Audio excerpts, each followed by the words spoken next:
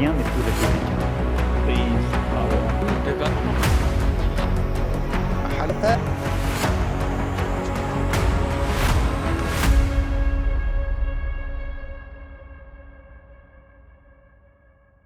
Hello and welcome to Unscripted. I'm Kabatawai. In this edition of the program, we have with us Victor de Currea-Lugo. Victor de Currea-Lugo serves as a presidential advisor to Colombia's president, Gustavo Petro, focusing on Middle Eastern affairs. He's also a university professor, a writer, a humanitarian worker, and a journalist. He accompanied the Colombian president to New York, where Gustavo Petro courageously stood for Palestinian rights and spoke against the ones responsible for the Gaza genocide. Victor de Currea-Lugo, welcome to Unscripted. Thank you so much for the invitation, and I hope everything will be okay in the future, in the near future, especially thinking about the Palestinian people. Well, today's the time to really reflect and to analyze, to see what has occurred over the past 2 years, because it's the 2-year genocide anniversary, which is unfortunately something that is still ongoing. I know that you had quite a trip to New York. You were there. The dominant theme at the UN, from what we saw, was the Gaza genocide executed by the Israeli regime. Given that you're just fresh off that trip, what is your view, of course, on the anniversary itself, but more particular, how the world and global institutions like the UN actually failed to stop this genocide, even up to this point, 2 years later? Well, the question is when the genocide starts. It started 2 years ago, or it started before? What is the definition of genocide? It's the intention to exterminate a people. This intention didn't appear 2 years ago. Unfortunately, this intention appeared decades ago. I myself, I was working in East Jerusalem, in Al-Quds. I was working in Gaza for a while. You know, it's like, it's sad to say, like, all the crimes committed by Israel since 2 years, in the last 2 years, has been the same crimes committed 20 years ago, 30 years ago, 40 years ago. When you think about home demolition, killing of civilians, attacking hospitals, attacking ambulances, killing civilians, limitate the access to humanitarian aid, using the hunger as a tactic of war. All these practices are not new. No one of them is new. No one of them appeared just 2 years ago. Then the differences is the intensity of the crimes, first of all, and second one, that suddenly the international community responds. There is a sentence common to be used when you talk about the international community: too little, too late. This sentence, too little, too late, for me is a good summary what the international community has done about the Palestinian issues. Before 2 years ago, we had already all the elements on the table to make a position to talk about genocide. Unfortunately, it seems like the Palestinian people has no rights. The Palestinian people has to wait, has to be, to deserve to be recognized as a human beings. And this is really painful. Indeed. Then these 2 years is just, let's say, to visualize, to put on the table in the international agenda the Palestinian cause in another dimension. This is my conclusion and my opinion about these 2 years. Well, I'd like to thank you for the comments that you made and the opinion pieces that you have written in your own website, Victor de Currea-Lugo, which discusses many different aspects of your thoughts, especially when it comes to the genocide that's taking place. And I'm going to reference to some of those. One that said, this is your comment under Gaza diplomacy. In Gaza, diplomacy is dead, where you said diplomacy has not died because Petro decreed it. It has died because the U.S. decreed it with its already 51 vetoes in the Security Council in favor of Israel. So my question is, when you take a look at the one that's doing the genocide, the one that's providing the means to commit the genocide should be held to account as well. What are your thoughts on the way that the U.S. has assisted, I guess, the Israeli regime in this? Well, let me just going back in time to talk about the Zionist project. Of course, the Jew community was persecuted. The member of this religion was historically persecuted. And from the human rights perspective, we disagree with that. We don't respect any kind of persecution of minority. This is clear for the Colombian government. Now, the problem is not this persecution only.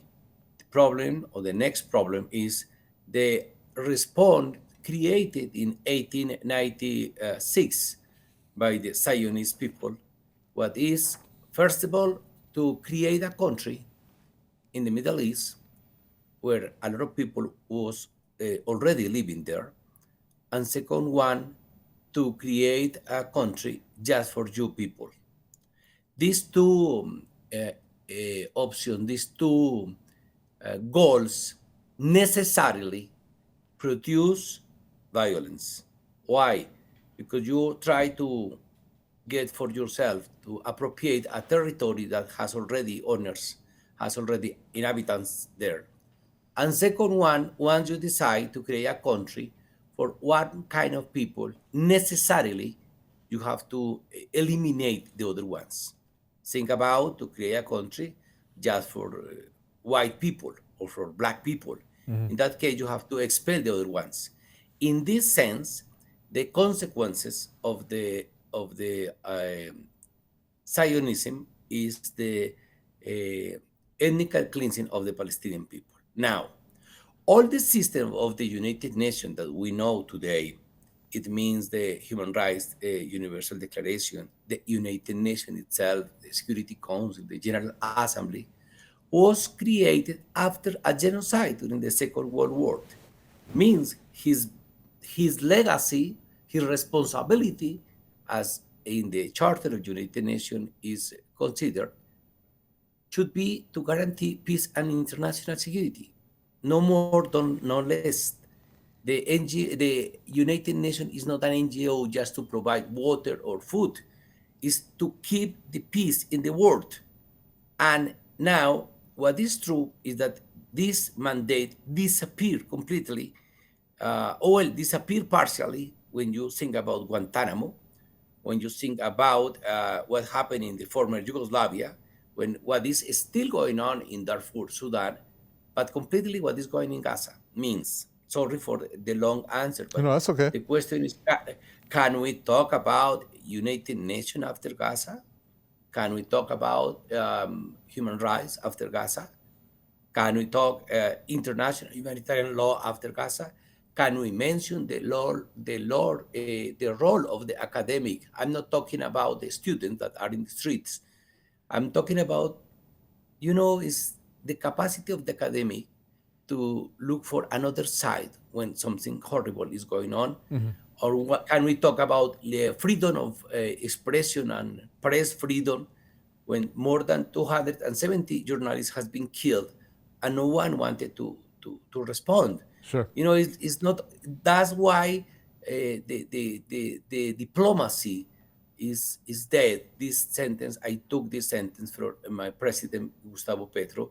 He used this sentence in the streets of New York, and I consider it's a good summary of what is going on today in the international arena. Well, when you talk about the fact that whether the rule of law can therefore be talked about after the Gaza genocide, there still needs to be some faith in the organization of the UN, although a reform of it has been now in the talks for decades, which is not happening. And one of the main obstacles are the countries that have veto power. And in the Gaza genocide case, it's the US with the 51 vetoes. Now, Colombia has made some very successful moves in order to show its position in action when it comes to the Gaza genocide. I'm looking at breaking diplomatic relations with Israel, not selling more coal to Israel, not buying more weapons, and participating in the process against Israel for genocide before the ICJ, the International Court of Justice. And the list is rather long. Do you think that other countries have done their share, as Colombia has, because it can't take one country to make the difference. Cumulatively, there should be a number of countries that are involved in this process. What do you think of the lack of action by other countries? Well, besides what you mentioned, that is part of our role as a member of the United Nations, as a member of the international community. Let me also add that Colombia has success to send humanitarian aid. We success in the last month to was possible for us to bring humanitarian aid, food, some containers to be fabric in to be adapted as a hospital, some containers in Gaza. We support some hospital in West Bank also. It's not, as you mentioned, it's not only wars, it's necessarily to make different steps. Now, let me organize the agenda so far of the Colombian conflict, of the Colombian government related to this genocide. The first one is we consider diplomatic actions, like, as you mentioned. I have to include also the creation of the Hague Group. We co-chair this group with South Africa, and it's a group of 32 countries that push not for the creation of new law or new rules, it's just the implementation of the provision that already exists in international law. In the economical and commercial issues, you mentioned some of them. Also, we stopped buying software for Israel. In the commercial arena also, we are ready to, because it is clear order of the President Petro, to suspend the implementation of the free trade agreement between Israel and Colombia. At the same time, we have considered another actions in the educational level, offering a scholarship for Palestinians. We are ready. I think that in a few weeks, we will deploy prosthetic services for amputated people, refugee in Egypt, and also some exchange of information and training about rehabilitation program in Qatar. There is a lot of measures that has been moving in Colombia around Palestine. We consider that it's not matter of the Muslim community. We are not majority Muslim country, but it doesn't matter. We are not Arab country, but it doesn't matter. It's not matter neither of the leftist organization or leftist government. We consider that it's matter of humanity. Then we try to do our best in the streets of New York, or try to provide help to a Gaza hospital, or to mobilize our society in the streets asking for justice in the Middle East. Now, the role of the other countries, we just try to be a good example. Let's put in these words. Well, that's the whole point. Let me jump in here, because what you just said is very important. The actions of a country, in this case, since I'm talking to you, being part of Colombia, is very, not just symbolic, but very inspirational. For example, you mentioned New York twice. You had the President Gustavo Petro, who unfortunately was renounced the visa by the U.S., but the reasons that were cited is very inspirational, because he said that he had called for the formation of a World Salvation Army whose first task is to liberate Palestine. That is inspirational, isn't it? Something, again, that you mentioned in your article. Yes, part of there is one legal basis. There is a legal framework to mention that and to propose that, is the Resolution 377.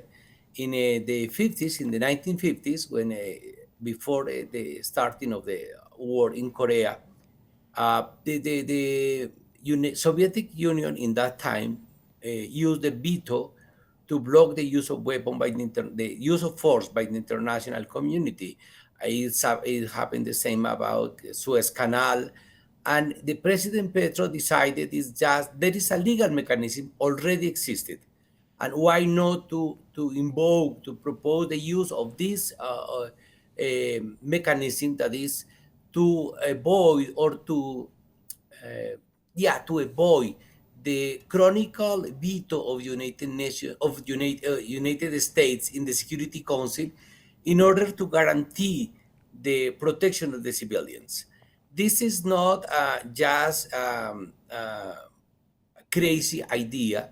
Is based on the history and has a legal framework. Now, the idea of this resolution, we are working in the resolution draft and we expect to present to the world in the following days, will be, first of all, is some kind of economical measures. And all after this economical measure, we will jump, the commercial measures, diplomatic measures, and the last ratio, the last mechanism should be the use of force.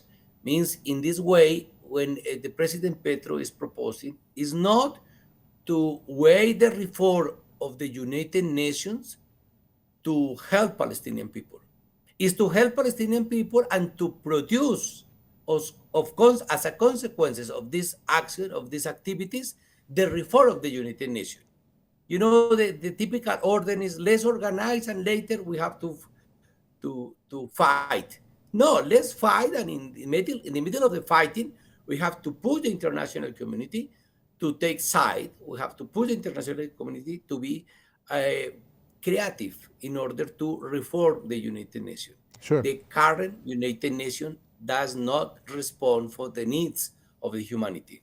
Well, you need leaders, not just one, in order to make sure that this genocide and anything that's similar to it does not happen again in the future. Again, to use your president's word here, this is something that he was accused of, I think, for taking his visa out, when he said, "That is why from here in New York I ask all the soldiers in the U.S. Army not to point their rifles at humanity." I underline the word humanity. He said, "Disobey Trump's order, obey the order of humanity." Of course, the U.S. was offended at that, but the bigger picture is about humanity that's being salvaged. That's what he wants to happen, which is being trampled on when it comes to the genocide that's happening in the Gaza Strip with the help of the U.S. Well, part of the discussion is related to the nature of United Nations. As I mentioned before, one of the biggest problems is that now some people really honestly believe that United Nations is just another NGO to provide shelter or food or health. The only purpose of the creation of the United Nations, the biggest task, as is clear in its charter, is the prevention of war and the guarantee of the international peace and security. That is the role. That's why when we have to think is what is doing United Nations really. If you have a hammer, if the hammer doesn't work as a hammer, there is not a hammer. And it doesn't matter if you call it hammer all the time. It doesn't matter. The question is, what is the utility? What is the real impact of United Nations? And during decades, a lot of countries, let's mention just South Africa, for instance, or Brazil, or India, has talked too much about the need to reform the United Nations. We need this forum, but we need this forum that we need this forum that works properly. We don't need just an empty space. We don't need just a tribuna to talk each other, no one listen to, by the way, about the problems of the world. We need a forum with capacity to react, with capacity to act. Otherwise, it's just an empty ritual. Go to New York or Geneva to talk about, right, but not to move a single finger. Right, and what you say is very important because we're noticing the type of aggression that was used in the genocide in the Gaza Strip by the Israeli regime to not be replicated by the U.S. in your part of the world. We're seeing how there are U.S. strikes on these boats where Colombia has, the president has said that this type of violence, which is unsubstantiated in terms of its purpose, taking out drug trade, but it's violence to dominate Colombia and Latin America is one of the things that has been mentioned. So one needs to stand up to the U.S. on this. What propositions do you have in order to make sure that the U.S. realizes that it's not its backyard, that it can do whatever it wants there? Well, the situation of Colombia is pretty complicated. Let's put in the same words, in the next words. Well, with all my respect to the Lebanese people, uh, to be pro-Palestinian in Lebanon is a little bit easy. To be pro-Palestinian in Colombia is a risky decision. During 200 years, we have been under right-wing governments. 200 years. The, when the President Petro won the election just 3 years ago, we were in tears because it was the first time, all our history, our first time that you have a left that we have a leftist government. Until 3 years ago, we were called the Israel of Latin America. Could you imagine, please?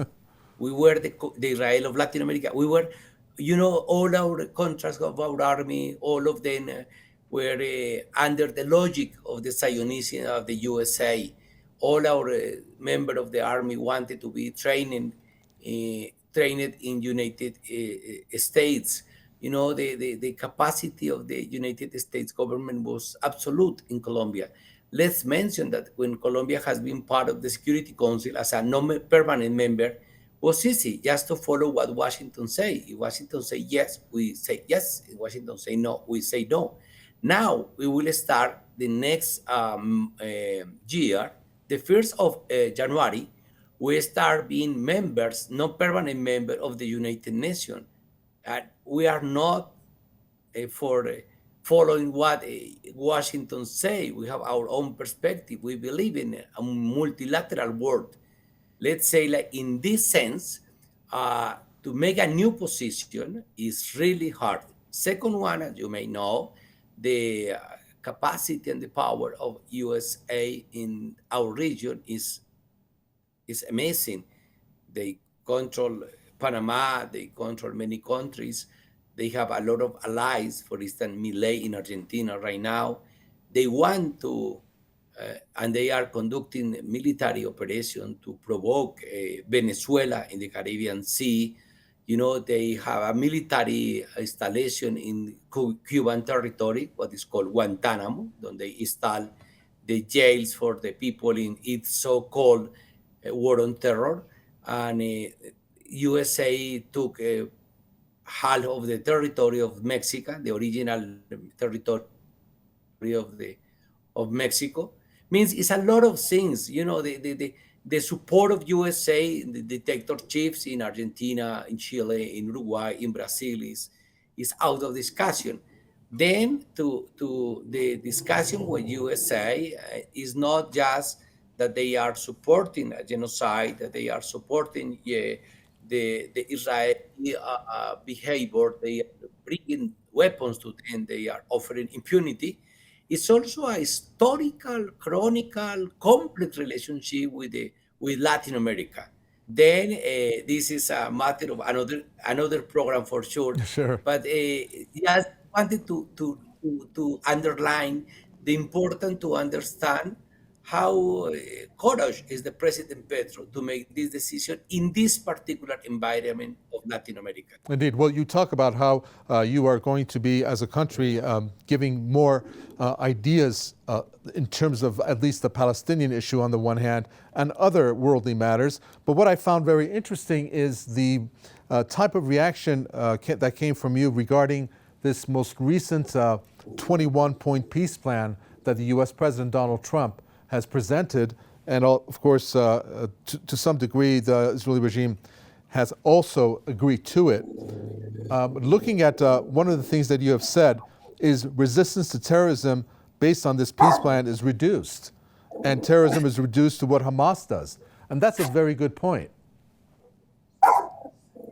Well, the question is, we consider the President Petro has mentioned the right to resist is part of the international law. Take into account that all my speech during the last 30 minutes has been based on international law. The position of Colombia is clearly we respect the international status of Jerusalem and Bethlehem. We reject the settlements because they are illegal. We consider that the appropriation of territory by force is illegal. We consider that the right of the refugee people to come back to the Palestinian historical territory is part of international law. In this the same framework that is absolutely clear, we also consider the right to resist of the Palestinian people. As you may imagine, I will not go through the details or the discussion about that. We just want to remark that if we follow international law about not only the right to resist, but if you mention about the wall created by Israel to isolate the Palestinian people, to put in jail, because it's a big jail in West Bank already. If you think about the status of Jerusalem and Bethlehem, about the settlements, about the right to return of the refugees, this is what Colombia advocates. We are just talking about international law. All the provisions, let put in other words, all the main goals or the main issues of the agenda of this, let's call for a moment, historical dispute between Israel and Palestine, all these issues of this agenda is already respond in international law, all of them. Colombia only has follow what international law said, including right to resist. Well, the international law that you talk about when it comes to the issue of Palestine is written black and white. It's very clear, but it's not being followed by the Israeli regime backed by the U.S. And I'm going to go back to, again, the different points and provisions that you have introduced, of which is it's just fascinating to have a country such as yours to mention these, such as the fact that there are more than 10,000 Palestinians illegally detained. And there's no mention of this, for example, in the Trump's peace plan. Israel would release less than 50% of the people it has detained since October 2023. I mean, you're talking about things that are completely in line with, obviously, international law that's enshrined in the UN Charter, but Israel has not followed. Now, since we've passed the 2-year mark, what do you foresee happening from here on? Do you see there to be a tide that has changed against Israel, and that trend will continue, and that Latin America as a whole is going to be part of that?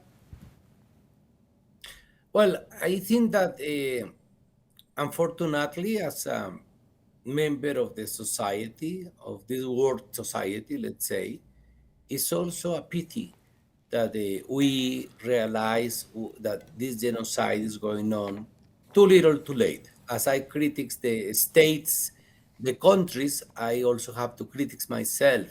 We are not doing enough, unfortunately. And I think that one of the biggest problems is related the characterization, the analysis of the context made. In general, there is a trend to analyze from the national perspective. Iran has an agenda, and Iran is a box isolated. Russia is another box isolated. Colombia is another box isolated. We are not isolated. We are interconnected. One of the biggest problems is that we resign to this universal analysis of the reality. We are just thinking until our own border. We establish mentally our own national border or religious border or ethnical border or identity border, and it prevents us to analyze ourselves as a humanity. And this is a big problem. And this is not matter of Gaza. Gaza show us that the fanaticism of a group of people called the Israeli society and the Israeli government, they only think about their own faith, their own agenda, and they don't care about the rest of the world. But the rest of the world is sometimes we play the same goal, the same game, and it's painful. Now, what is going on, no one knows. Of course, the President Petro say, we don't have any problem we support some points of the 20 plan, Donald Trump plan. For instance, we agree with the ceasefire. We agree with the access to humanitarian aid.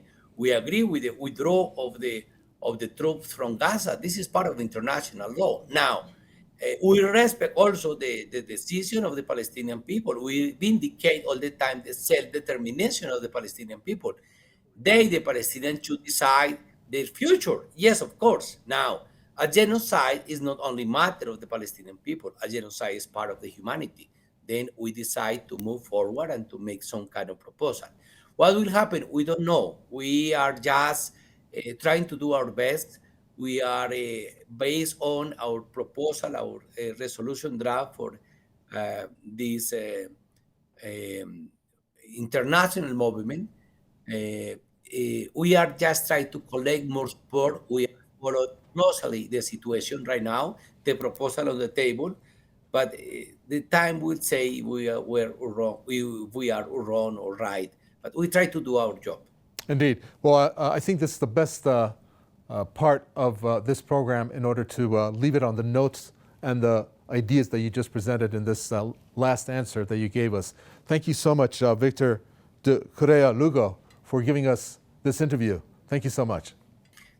Thank you, and I hope that everything should continue doing whatever is possible, even from a small corner of the world, in order to protect the Palestinian people, because if Palestine dies, the humanity dies. Thank you for that. We do appreciate it. We'll leave it at that. Thank you so much. Well, those are the sentiments of Victor de Currea-Lugo. Couldn't say it any better on this day, especially that we're recording this program where it's the 2-year anniversary of the Gaza genocide.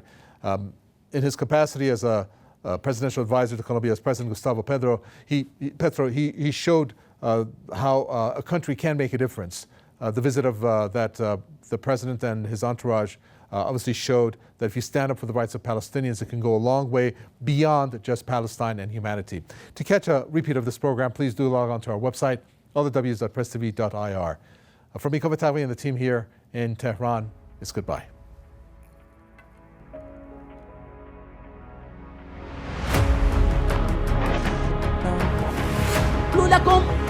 Transportation.